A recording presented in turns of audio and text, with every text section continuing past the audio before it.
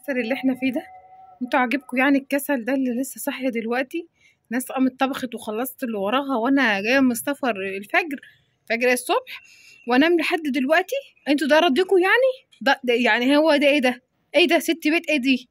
احنا مش فالحين غير في الفسح يا نشوى، انت مش فالحه غير في الفسح وتنططي من هنا تنططي من هنا، وساعه ما تشوفي راكب عربيه تموت لازم تركبي العربيه وتخرجي تتفسحي. انا مش عارفه صراحه. الست اسمها نشوى دي بصراحه زودت، يعني ما تقوم من بدري وتنام بدري وتطبخ حاجتها وتخلص بيتها وتروق حتتها وتفتح شبابيكها وتشمس فرشتها مش عارفه بصراحه. انا كبني ادم انا مش راضيه على اللي اسمها نشوى دي. معرفش الست دي كل شويه تخرج ورا خارجه من هنا وجايه من هنا وراحه هنا وعماله تتفسح وصحيانا بعد الظهر. بعد الظهر تقوم تعمل ايه؟ ده الناس طبخت واتغدت وخلصت وغسلوا مواعينهم وهي نايمه. لا وضعها وحش. انا صباحكوا عسل، صباحكوا سكر، صباحكوا بقى اي حبه نشاط نلحقهم ونقوم نعمل فطار ونعمل غدا. عايزه النهارده اعمل غدا مختلف وامي بقى بنتي نشوى بتاع الكرنب النهارده كان معدي. عايزه انده لحد يجيب لك 5-6 كرنبات كده مزقلطين كبار عشان نعملهم كده كرنب ونخزنهم. الكرنب يا ولاد، الكرنب الشتا ده ما يتعوضش. قعدت شويه قلت يلا يا نشوى طبعا اول حاجه نعملها الغدا. عشان ايه؟ عشان اليوم النهارده فيه روتين حلو، بس لما اكون خلصت الغدا لان انا كمان متاخره، فاول حاجه اعملها اول ما اصحى اطلع اللحمه تفك، عمال ما اكون فطرت تكون اللحمه فكت او اي حاجه يعني لحوم، واولع عليها بسرعه عشان عمال ما مثلا ما اللي يجي من بره او يجي محل الغدا بتاعهم ما بقاش انا متاخره. اهم حاجه الغدا يخلص يعني، وباقي اليوم بقى اعمل فيه اللي انا عايزاه. حطيت كده اللحمه، حطيت عليها مستكه ورق لورا وقرفه ورومي وقرنفل بقى والهيصه بتاعه البهارات المشكله وبصلايه. اول بقى لما شوربه اللحمه تغلي معايا غلوه كده، كانت غطا الحله كان سخن ما كنتش عارفه امسكه. اول ما تغلي كده تشيلي الريم اللي عليها واقفل بقى الغطا واسيبها لما تستوى سوا كامل عادي. هنجيب بقى بصوا الوصفه دي، يعني صاحبتي واختي وحبيبتي ربنا يخليها لي ولا يحرمني منها ابدا، هي سوريه ومش عارفه ايه لها فروع لبنانيه ما اعرفش يعني، هي صاحبتي منين بالظبط بس هي تحس ان هي من مجمع الدول العربيه. فقالت لي يا بنتي يا نشوى حطي الزبادي على اللحمه. احط ايه يا اما؟ قالت لي حطي الزبادي على اللحمه. زبادي ايه يا حبيبتي اللي احطها على اللحمه؟ قالت لي اسمعي كلامي حطي الزبادي على اللحمه. جبت كده زبادي وحطيت عليها معلقتين نشا وبيضايه زي ما انتوا شايفين كده، حطيت عليها حبه لبن صغنطتين يخفوا الزبادي ونزلت عليها في اللحمه المسلوقه. بصوا يعني هي اكله غريبه علينا بس كانت حلوه جدا جدا جدا جدا جدا بجد. جبت كده بقى التقديم بقى زي ما انت عايزه، هي يعني التقديم براحتك، عايز تحط كده زي العيش وفوق الرز وممكن تعملي معاها رز اصفر. هي قالت لي كده وقالت لي بس احنا بنحبها بالرز بالشعريه، فانا بصراحه مشيت ورا وصفتها بالظبط. هي اسمها شكريه، هي قالت لي ان هي ممكن تكون هي طبعا انتوا بتعملوها بطريقه مختلفه، بس دي يعني انا لسه ايه اول مره في حياتي اجربها، فانا جربتها باسهل طريقه هي قالت لي عليها. بصي بقى عايزه اقول لك ان هي طعمها جديد حلو، يعني احنا مش من يعني مش من مطبخنا ان احنا نعمل لحمه باللبن يعني ولا كوسه باللبن، بس عايزه اقول لك كانت طعمه والله حلوه قوي. هي قالت لي اعمليها كده، حطي هي رز كده وحطي عليها اللحمه بالصوص بتاعها وتاكليها هتبقى طعمه طعمه طعمه. وعايزه اقول لك ان هي عجبتني انا والولاد، يعني بصراحه هي عجبتني انا والولاد. كان في قرنفلايه كده فشلتها. بصي بتجيبيها كده وتجيبي بقى حته اللحمه بتاعتك، عايزه اقولك كمان اللحمه مستويه جدا، مش عارفه امسكها عشان سخنه. والمهم يعني عملت الاكل كده ووضبت وقعدت استريحت لي ساعه ساعتين. لما قمت بقى كده ايه قبل المغرب بشويه المزاج بتاع نشوه، قلت اعمل ايه كوبايه كابتشينو بقى كده متدلعه. جبت معلقه نسكافيه بلاك، على فكره عايزه اقولك ان الكوبايه كانت بتمشي لوحدها، مع كيس سكر ستيفيا. لما عملت الايه الحلاوه دي جبت بقى نص معلقة لبن بودرة خالي الدسم بيتباع من أي سوبر ماركت، عليها شوية مية سخنة، وعملت الفوم الجامد ده. اعملي بقى الأشكال اللي انت بتحبيها، أنا فشلت أشكال مش بعرف بس يعني مسيرنا نتعلم.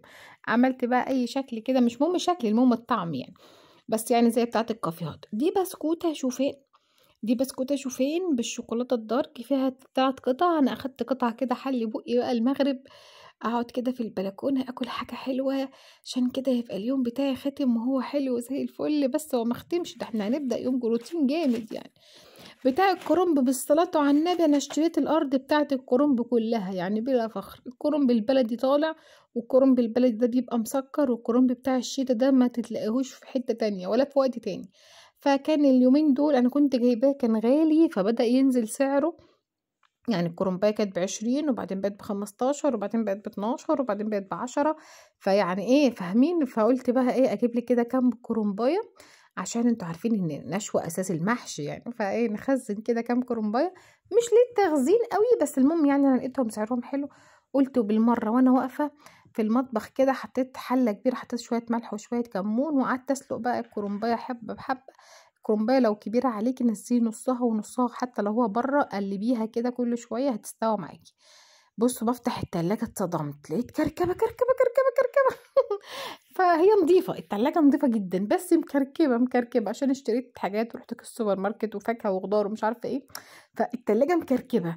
فقلت لا بصي يا بنتي يا نشوى، اقعدي بقى نظميها ورتبيها، عشان انا خلقي بيضيق لما اخش اجيب حاجة من التلاجة ومش لاقيها واشيل حاجة وادور على حاجة. لا، التنظيم في التلاجة بالذات بيبقى حلو جدا، ده بيريحك وبيسهل عليكي حاجات كتير. اولا درج التلاجة نضيف ومغسول، والتلاجة كلها زي الفل، بس هي مكركبة شوية. جبت كده الطماطم بقى، طلعت الطماطم والفلافل الوحيدة، بحط في الأرضية منديل. هو بصي احنا ما بنهلكش مناديل، بس عشان الفيديو ده انا استعملت فيه مناديل، فانت هتقولي يا باشا انت بتهلكي مناديل. والله دي بتحافظ لك على الفاكهة. يعني هي ورقة منديل، بكرة المنديل دي ب5-6 جنيه مثلا او ب7 جنيه. انا مش فاكرة سعرها بكام، هتقعد معاكي بتقعد معايا حبة كتار يعني فاهمة.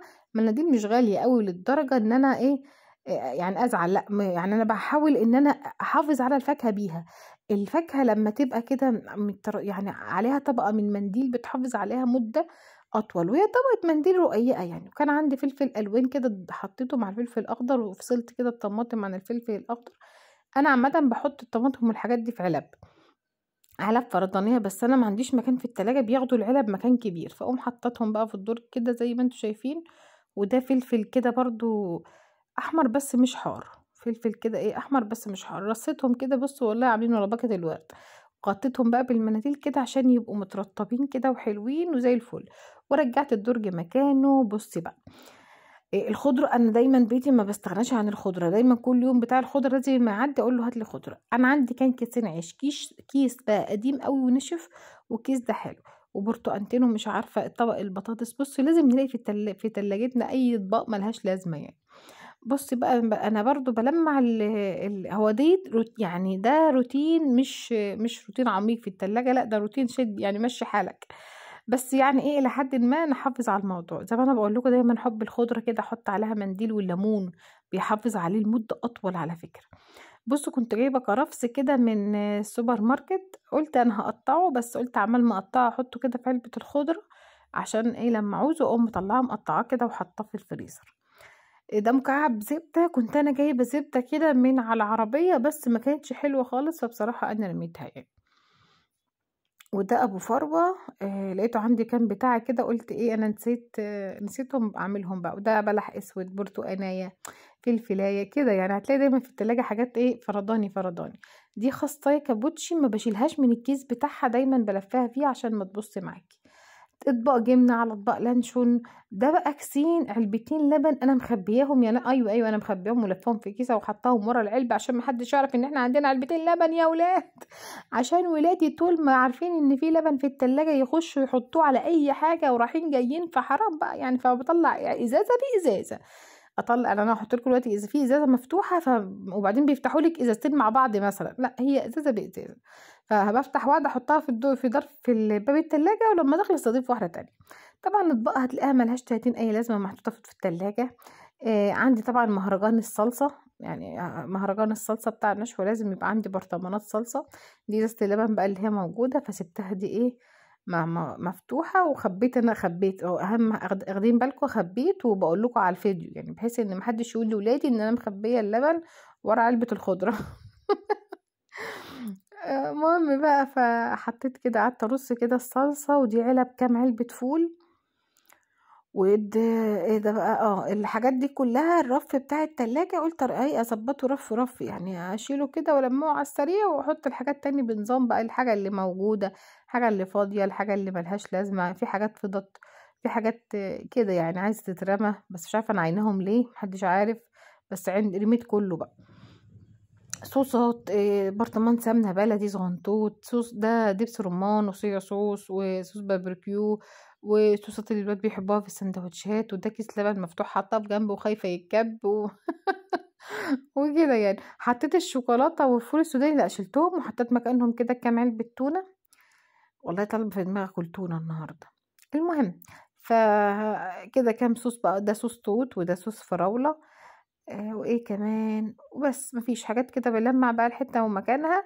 ودي علبة فول، ودي علبة الصلصة اللي فوق دي يعني مفتوحة، فايه بحط عليها شوية زيت كده واسيبها في باب التلاجة. ودي زبدة فول السوداني، دايما بتقولوا لي عليها انت بتجيبي منين، انا بحب زبدة ابو عوف على فكرة، ميبقاش مضاف ليها حاجة وبتبقى حلوة جدا. ودي شوكولاتة البامبا ده. ودي ازازة اللبن بقى المفتوحة اللي انا بقول لكم عليها. ده كان حبة كريم شانتيه، انا لما يكون عندي كريم شانتيه جايباه كتير يعني والبرطمان مليان، فبحط حبة في التلاجة، لما يفضى اقوم مزودة. وده علبة الزبادي. ايه تاني انا شو ده كان بيبسي. بس خلاص، وشوفوا التلاجة اتنظمت وهدت كده يعني. كرنب بقى طبعا ايدي وعيني عليه، لان الكرنب ده ما بياخدش معايا سوا وبيتهرى بسرعه، فبدوم بحطه واشيله على طول، احطه واشيله على طول، حتى لو بتطلعيه مش مستوي قوي كده كده في الفريزر بيسوي. اي حاجه تحطها في الفريزر تعرف ان هي هتزيد السوا بتاعها شويه. اخر رف بقى كده كنت بلمعه، حطيت عليه بقى بلتات البيض، وعندي بيضه ما شاء الله وليمونه بس فحطيتهم كده عشان يعني ايه، بيضه وليمونه. وخلاص خلصت التلاجة، بصوا زي الفل، مفيش احلى من النظام. دي بقى الحاجات اللي طلعت من التلاجة اللي هتروح بقى عند الزبالة تترمى، واللي هيتغسل، واللي بتاع مكانه، والمناديل ترجع مكانها والورق الاخضر ده، عايزه اقول لك انا مش برمي الورق. هو المفروض انا كنشوه بسلقه يعني، كنت الاول دايما اسلقه واحشيه. بس انا دلوقتي عندنا حاجتين، اول حاجه ان انا بيفيد مني اكل، فلازم بطلع الاكل للبط، فقلت ورق المحشي ده البط هيحب اقطعه له، انا بحب اقطعه له كده، بيحبه وبياكله وبيشبع منه، وكمان كده وكده. الحاجة التانية ان الاكل بتاع البط اصلا يعني العلف بتاع البط اللي انا بربيه على السطح غالي جدا، يعني حقيقي غالي جدا، فبقيت بتلكك اي حبة خضرة اطلعهم. وبعدين كمان عشان الحرام يعني، اي خضرة، اي ورق، اي رز فايض عندي، اي عيش بايت عندي، اي حاجة عارفة ان هي مش هتتاكل، فالحمد لله البط ده بينظف البيت، وبتبقي رامية الحاجة وانتي مرتاحة ان هو في حد غيرك هياكلها. اي نعم هو بط مش بني ادم، بس المهم الحاجة ما تترماش. عارفين انتوا اللي هو مبدأ ايه، لم النعمة تلمك، يعني الحاجة النعمة ما تحافظي عليها هي كده يعني. ده العيش بقى اللي انا قلتلك عليه اللي هو بايت هينشف، بقى عندي عيش تاني. ف فحاطه العيش بقى والخضره دي الحاجات اللي انا هطلعها للبط فوق زي ما انتوا شايفين كده. الم بقى المطبخ كده والم الحته اللي حواليا عشان يبقى انا خلصت. عمال ما انا بس الكرنب ما افضلش واقفه جنبه وهو بيتسلق، لا تلمي الحاجات اللي حواليك، تروحي هنا تيجي هنا، يعني تبقى ايدك شغاله في كل حاجه عشان تخلصي في كل حاجه في نفس الوقت، تقعدي ترتاحي بقى مره واحده. خلاص دول بقى حاجة البط، زي ما انا بقولت لنانو خديهم يا نانو طلعهم لي حبيبتي، فنانو بقى ربنا يبارك لها دايما هي اللي بتطلع حاجة البط. ولميت الدنيا كده وبتنظمي كل حاجة مكانها وبتعيني كل حاجة مكانها. والله ما في احلى من التنظيم، وتشيل كله اول باول، كله اول باول بترجع مكانه وتحسي انتي مرتاحة جدا والله. خلصت بقى المطبخ كله يمين وشمال، مفيش غير الجزء بتاع المواعين ده كله بقى، هقعد مع نفسي اتسلى واغسل المواعين لما الاقي المطبخ زي الفل، وفي نفس الوقت مسكوتش بقى على الكرنب، بطلع الكرنب برضو وما انساهوش، لان زي ما انا قلتلك يعني ما بياخدش معاكي وقت في السوا. وتشيلي كرنبايه تحطي كرنبايه، تشيلي كرنبايه تحطي كرنبايه، لما تخلصي الكرنب كله اللي انت عملتيه. بص بقى اسهل طريقه تقطيع كرنب، يعني انا لسه دي متعلماها جديده بس سهله، ما كنتش بقطع كده الاول بس سهله يعني ما تاخدش معاكي وقت. بتحطي العنق كده كلها على بعضها صف واحد اتجاه واحد من ناحيه واحده، لما تعملي كام ورقه وتشيلي كده بالسكينه مره واحده، فالعنق كلها بتطلع مره واحده. وفي نفس الوقت بتقسمي بقى ايه الكرنب كده على قد بقى الصباع اللي انت بتحبيه، كبير صغير على حسب بقى الشكل اللي انت عايزاه، ترصيهم بقى كلهم كده. لما تعملي ما شاء الله، انا كنت جايبه كام كرنبايه، خمسة ولا اربعة مش فاكره يعني. المهم الكرنب كل اللي انا جبته هقف بقى اعمله، على فكره ما اخدش معايا وقت، لان الكرنب ده مش بياخد وقت سوا، وفي نفس الوقت يعني ما سهل يعني تقطيعه في ساعتها والله انا كان نفسي احشي شويه وانا واقفه، بس قلت بقى لا خلاص بقى خليهم يوم تاني. وقعدت كده قسمتهم في الاكياس. انا عملت كيس محترم يعني كيس كبير، بحيث ان المحشي بالذات بيبقى عمل منه كتير. والله فاض ياكلوه تاني يوم، ما فاضش يتعشوبه، ما فاضش المحشي بيروح لألف صحاب نصيبه يعني. فحطيت في كل طبق كده حبة كرنب بالعنق بتوعهم، عشان العنق دي اللي بحطهم في أرضية الحلة، فما بحبش ارميهم لأن بحتاجهم. وأخيرا خلصت بقى. شوفوا ما شاء الله عملنا 8 أكياس كرنب، والحمد لله المطبخ زي الفل كده. بعد ما خلصت البيت بقى وخلصت الكرنب وخلصت الدنيا كلها زي الفل، هنزل كده في محل عامل عروض على حاجات هدوم بقى وحاجات كده يعني ايه صغيرة. ف يعني انا هنزل اشوف، لو عرفت اشتري حاجه هوريها لكم، ما عرفتش اشتري حاجه ولا اجي لنا اي حاجه خالص. بصوا المطبخ زي الفل، وحاطه كده البرتقال اللي رايح واللي جاي ياكله، لان انا ما بحبش البرتقال في الشتاء، ما بحبش احطه في التلاجة. بحب البرتقال يبقى محطوط كده على الرخامه، عايز ياكل برتقانيه عايز حاجه، مع انه والله العظيم لو قعد سنه محدش هيمد ايده غير لعلي، يا علي يا علي يغصب عليهم ياكلوا يعني.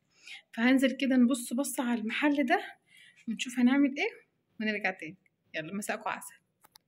فاكرين بقى بتاع البليله اللي على اول المنيا عندنا في دمياط؟ بليله تاني لازم اول ما الشتاء يبدا يدخل اجي هنا. بصوا انا جبت بقى حاجات من المحل اللي قلت لكم عليه، اما اروح البيت هوريه لكم وناكل طبق بليله. انا طلبت ليا طبق، استنى هقول، انا طلبت طبقين، طبق العالي عادي عادي، وانا طلبت يا علي من غير سمنه. بقول له عايزه بليله بلبن من غير سكر من غير سمنه، قال لي ولا كريمه، قلت له ولا كريمه. الراجل مستغرب، قال لي ولا قشطه، قلت له ولا قشطه. الراجل مستغرب احسن كده تيجي تقول له انا عايزك تمليه لي سمنه، ايوه وتمليه لي ما اعرفش سكر، وانا اقول له لازم، هو عارف ان انا سكري زياده، فبيبص لي كده هي الست دي ايه اللي حصل لها. يلا بقى يعني احنا بنيجي نمسك العصايه من النص. البليله اصلا حاجه حلوه صحيه جدا ومشبعه يعني، واللبن حلو، لكن من غير سكر وسمنه، يبقى احنا حلينا. ومن غير ايه؟ من غير ما ندخل سكر ولا سمنه، يعني نمسك العصايه من النص. بقاله يومين مدمرني اكلي اكلي اكلي اكلي اكلي اكلي. والله النهارده قلت له بص بقى على جثتي. ما انت بتزرزق ليه؟ يعني ايه بزرزق؟ منوره. كل ما افتح الكاميرا يقول لي انت وشك منور. ليه جميل الراجل ده.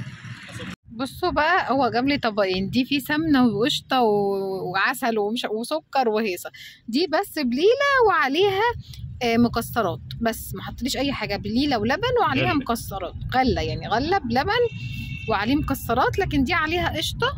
بصوا القشطه قشطه بصوا شوفوا هو انت حد حش منك قشطه وسمنه. بصوا السمنه باظه ازاي. فيعني ايه هتتخن، يعني هتتخن وانا هخس. تيجي نبدل؟ لا